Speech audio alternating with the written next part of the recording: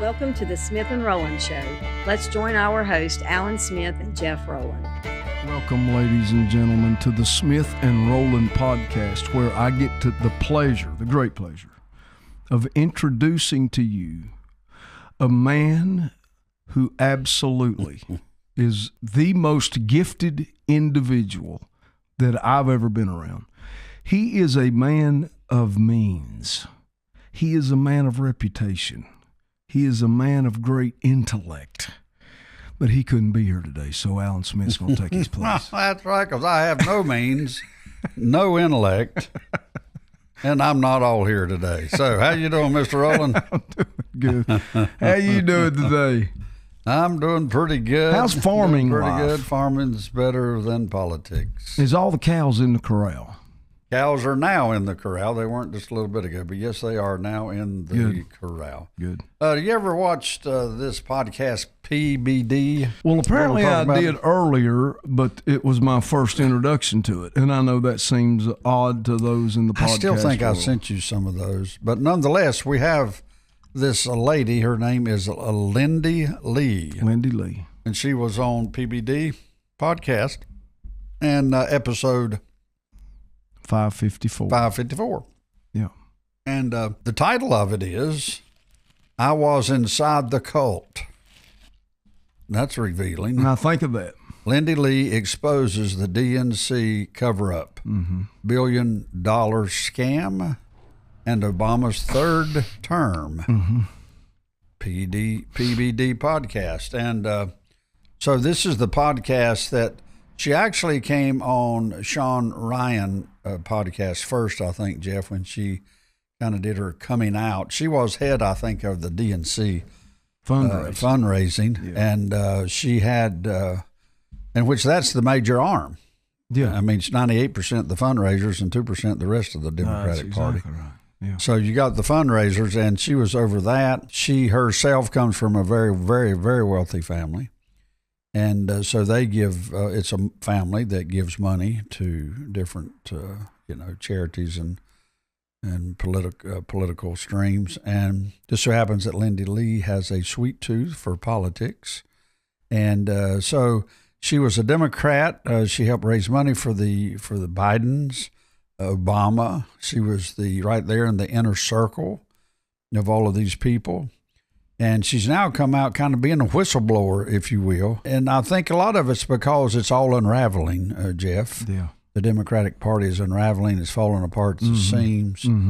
People are bailing. People are getting out because this scheme, or schemes, if you will, is falling apart.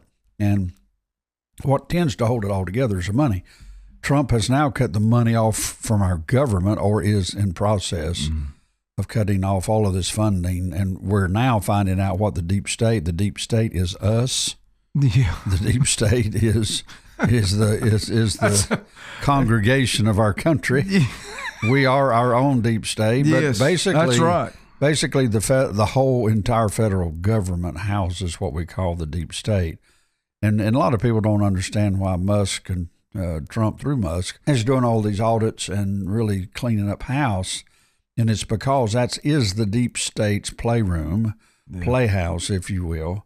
And it's got to be cleaned up because it's there. If they have the money, you already have, as we say, the rats are fleeing the ship, so to speak. The money is being cut off unbeknownst, there's a word, unbeknownst to me and to most of our Congress. They did not even know that the money was going to prop up these organizations, that NGOs and nonprofits. They had all of these, we've mentioned them before, but all of these ridiculous nonprofit organizations. And it's just been a scam to funnel money into Democrats lining their pockets and their friends and their best friends and their girlfriends and their boyfriends and everybody's got a friend in the Democrat Party, and most of them are getting a check out of it also. So all of this is being uncovered, and really and truly, it's not with great pride that I give this report. It's with great sadness. Yes, it to is. know that of the failure of our system of Democrat and two-party system, so to speak, of how decrepit it's become. And now we're talking about Democrats now. I think it's going to bleed over into some of the Republicans too. Oh, it Jeff. absolutely. I don't think. And I got to tell you something. They're just as much at fault because this is not a new thing. It's not a new thing, and if you've on. been up there for years, chances are you're part of it. That's exactly. It's just kind of, I hate to say it, but anyway. So let's get on with this little talk here. We do not. This is not an article in a magazine, but this is an actual podcast. We've kind of got the script on what was said, and what was done. And let's also just frame this for a second: the fact that Lindy Lee has now been ostracized and banned from the Democrat Party because she came out to expose what was going on with President Biden. And you walk a little bit of a fine line here, and I need to repent myself in a lot of ways. During the Biden administration, the first part of it anyway, the first couple of years of his administration, inside of my own heart and my own mind, I blamed Joe Biden for what he was doing. And I think that would probably be correct if you felt, if you were a conservative and you felt like the policies that he was advocating and his agenda was wrong. I think he probably did know more in the first couple of years of his term than what he did in the last two. But in the last couple of years of his term, the things that he was merely a puppet. Right, I agree. And she exposes that fact that he wasn't running the country. He was not there. His mental capacity just was not there. And that's part of what she exposed. So that's through Lindy. And that's what got her banned. That's what got her banned. That's what I was going to say. Lindy Lee, a little background on Lindy here. Lindy Lee was born December 14th, 1990, and is an American political commentator and campaign advisor who served as the woman's co-chair and Mid-Atlantic Regional Chair at the Democratic National Committee. Now a conservative, she served on the Asian American Outreach Team for the Joe Biden and since 2020. A little background on her life here, Lindy. She was born actually in China, December 14th, 1990. She's a young lady, 34 years old. Wow, how can you be that knowledgeable? Yeah. But she was born 1990, moved to Sheffield, England at the age of 3, and immigrated with her family to the United States then after that. This is her career before entering politics. Lee worked as a financial analyst for Merrick and Morgan Stanley. Of this discussion, she told the Washington Post in 2015 at Princeton, she said, "All of us go into Wall Street." She explains, "We have so much to offer society, but we're enticed by these ephemeral and meaningless ups. It's said that so many of us have lost touch with the ideas we brought into college," which I think that is really and truly a true statement. So Lindy Lee here, she was born in China, moved to England, then moved to the United States. Her family has a lot of money. I think they were very creative in what they did with her mom and dad. Had a lot of money. She has a lot of money now. And so she was raising money for the DNC. And so she was in the total inner circles of Obama, Hillary Clinton, the whole Democratic machine. And she really starts spilling the beans. So let's get on with this. So that's a little bit about in that Lindy. in that podcast, what the summary is of the podcast that we watched, she reveals her transformation from a dedicated Democratic fundraiser to a vocal critic. Yeah, that's right. Explaining that her disillusionment stemmed from the party's shift towards progressive ideologies, personal experiences, and what she perceived as systemic issues within the organization. And that's true. It's absolutely true. Yeah. And it makes me wonder. It just makes me wonder, because this was something that I struggled with, and we've talked about it several times over the last 4 years. Neither one of us could quite wrap our mind around the fact that there is something going on that doesn't make sense. You do not pursue some of these agendas with any kind of common sense. I mean, when you appoint someone who is right now serving on the Supreme Court, who could not answer a simple question of what is a woman, she could not answer that question. Yet they confirmed her to the Supreme Court. That is a progressive ideology that is fundamentally transformative to our nation. And that was what was steering the political agenda in America. And you know, she said she saw this, but Alan, so many are still out there that's high up in our government. We talked, I think maybe we did do a podcast on the speech that Trump gave and the reaction from the Democrat Party. It's totally ludicrous that you would be angry over Elon Musk and Donald Trump finding billions of dollars going to promote progressive causes in other countries, not here, in other countries, and they're angry over that. It was about all of it was. I think it was all foreign aid, wasn't it? Yeah. It was going to other countries to here. Promote LGBTQ operas and dramas and plays and mess, and they're mad. If that angers you, that you want to keep that. If it makes you angry toward Elon Musk that he found that.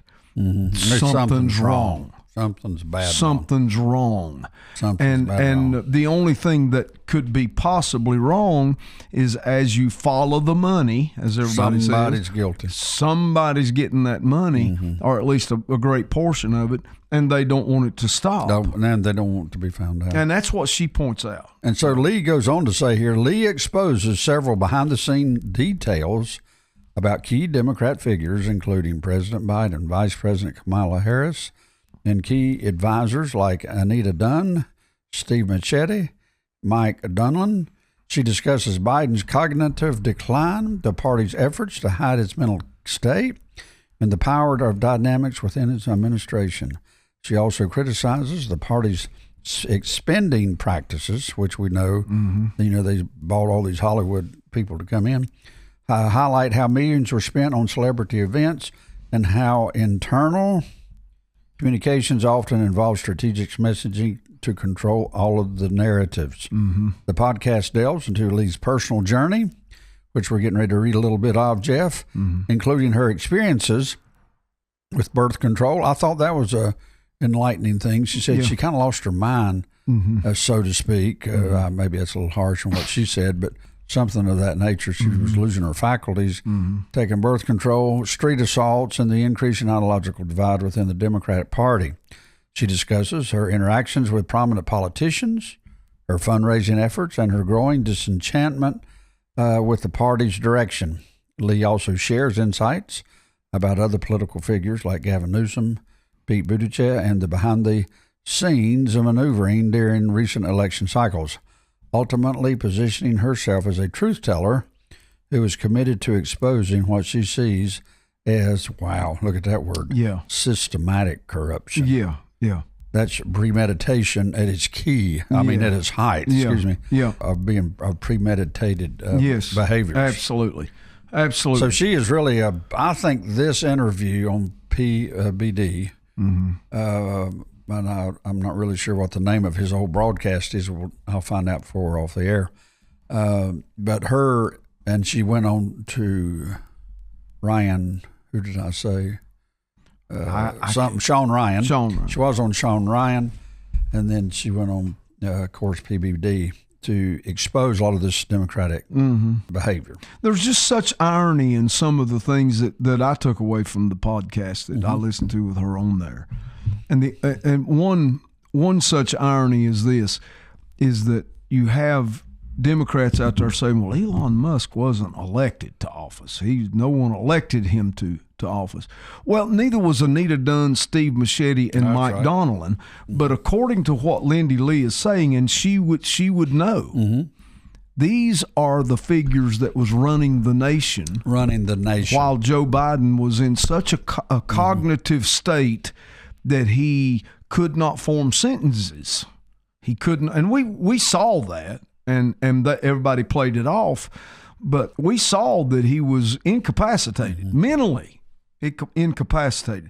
That's why we really can't hold to his charge a lot of things.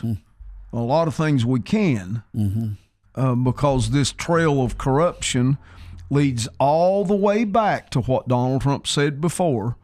It was this cover-up started with the Hunter Biden laptop. That's right. And our news media was a part of it. They was a part of the corruption. They were part of the Democrat National Committee manipulating them to cover up this Hunter Biden laptop. Matter of fact, during that time, Alan, I don't think we were doing maybe we was doing a podcast then. I'm not sure.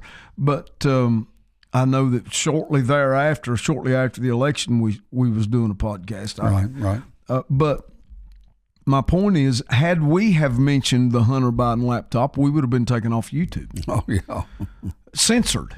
Oh, yeah. So you had government controlling speech. You had government controlling the media's narrative. And the only thing that was piercing through a lot of this was podcasters, like the Sean Ryan guy you're talking about, like Joe Rogan, and many believe that's what got Donald Trump elected this time. I do too. I believe it was. He broke through all of that into where people are getting their news from now. But what makes this so not just enlightening but scary is this woman who was a major fundraiser for the Democrat Party has inside information about what was going on during the Biden administration. And she is now coming out saying, look, they covered up the fact that we had a president that was incapacitated and White House staffers was running our nation. Right. Yeah. None of them were elected. Yet that same group of people is fussing about Elon Musk, who, by the way, is serving at the pleasure of the President of the United States. And trust me, Donald Trump is in charge of his faculties. So you're talking about the guy that builds these rockets and put rockets up into space, and you're talking about that guy? Same guy that's just sending a rocket up to rescue the astronauts that's been up there for a year. Oh, you're talking about that idiot. Yeah, that guy. Elon Musk, yeah. Okay, yeah, he's never done nothing. No, he's building rockets to go to Mars. It's one thing to do, build some electric cars or whatever, but he's built electric cars. He digs tunnels in the ground to run trains through. He shoots rockets to Mars, or he's working on the Mars. Now this is the guy that they're thinking that's incompetent. That's right. And another ironic thing is Lindy Lee points out that a lot of these White House staffers, that they come out of colleges, that and she goes into this. I think this is worthy of us talking about. It was just it so angered me at times, and then it so was refreshing to hear somebody say it. She said, in going to Princeton, that you couldn't say you was a Republican there. It was just what wasn't allowed. I say that the universities are satanic temples of doom. Seemed like I heard that somewhere before. Yeah. Smith and Rowland. Smith and Rowland show. Oh yeah, Rowland said that. That's exactly right. And I do believe that. And all they really are is they are political indoctrination camps. Yeah. And it's spitting out young people with these progressive ideologies that are geared and scripted, I believe. They're descripted by people that want to destroy the country. That's all. They just want to destroy the country. And they're a little bit upset that someone would be upset over their mission of destroying the country. Yeah. I mean, why would anybody be upset over that? Jeff, I got some key episode takeaways here. Talking about this podcast with PBD. What's his name? I can't remember his first name. But anyway, Lindy Lee here. First takeaway, it says Lindy Lee, a former Democratic National Committee regional chair, claims the Biden administration had three key behind-the-scenes power brokers. Steve, how do you say that word there, Jeff? Ricchetti, that's right. Steve Ricchetti, Mike Dolan, Anita Dunn, who effectively controlled the presidency Wow. While Biden served as a facade. Yeah. Yeah. There you go. That's her. And she was there. Well, she was there. And you know, the questions was always who's running everything. Is Barack Obama actually running things behind the scenes? Is Jill Biden running things behind the scenes? She goes on, and it may be in some of the later takeaways that's on this sheet here, but she goes on to say that at the end, Jill Biden was actually the president, is what she said, and that Jill Biden was being controlled by these three people. You know, as you and I talked about it at the time, you even brought that up yourself, that you thought Jill Biden was doing a lot of leadership. Absolutely. I kind of disagreed with you some. I'm not really too sure if I really disagreed with you that much, but I was just hoping it wasn't so. Yeah. You know? Yeah. And that's actually the next takeaway. Oh, yeah. Key point here. It says Lee alleges that Jill Biden and Hunter Biden, now that's scary, were primary forces keeping President Biden in the race. With Jill not wanting to relinquish power and Hunter concerned about the potential legal consequences. Yeah. So that's the second takeaway, which we have already discussed. Yeah, I'm sorry. I got ahead of us. No, you didn't. You were just right in line, really. One of the things I would like to add about that particular takeaway is Hunter Biden. She was asking that podcast about the cocaine that was found in the White House. She did not say that she knew for a fact that it was Hunter Biden. She didn't say that. But she said she thought it was part of the Biden or something that lived down below me or something. Yeah. Well, she did say that during that time, Hunter Biden was not sober. That's did what say she that. Said. That's exactly and what she so said. You know, you can take it from that. Take it from whatever. But she also said toward the end of the presidency that Hunter Biden, without any security clearance, was in every meeting that Joe Biden was in, and that was some big meetings. So you know, here's the thing, Alan. Again, I don't know if we've said this since we've been on the air, but we've been talking about it for a while here today. We just came through 4 of the darkest years in the history of our nation, and we did not even know it. Did not even know. We knew it was dark. Yeah. We just didn't know it was this dark. We had no clue how dark it was during the last 4 years. And I would say it was the darkest 4 years in the history of our nation. I mean, listen, come on. If God hadn't kept us, I don't think we would have made it. Hey, watch this. Kudos to China.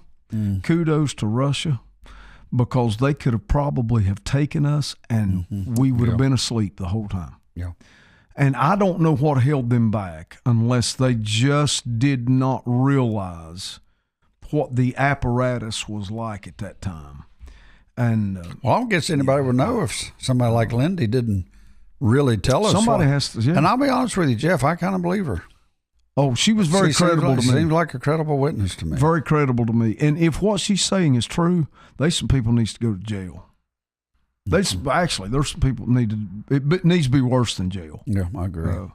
Anyway, yeah. All right, go on to the next point there, Jeff. The next takeaway is the 2020 and the 2024 Democratic campaigns allegedly manipulated media narratives, including suppressing the Hunter Biden laptop story and using coordinated talking points to discredit critics of Biden's cognitive decline. They basically lied about Joe Biden's mental capacity. The whole Democrat Party. And she pointed out several things in this podcast where memos would be written of what people were to say and what they were not to say. And you don't say this, and you can say this. Everybody was told what to say, and it was all in an effort to cover up the fact that Joe Biden didn't have his mental capacity.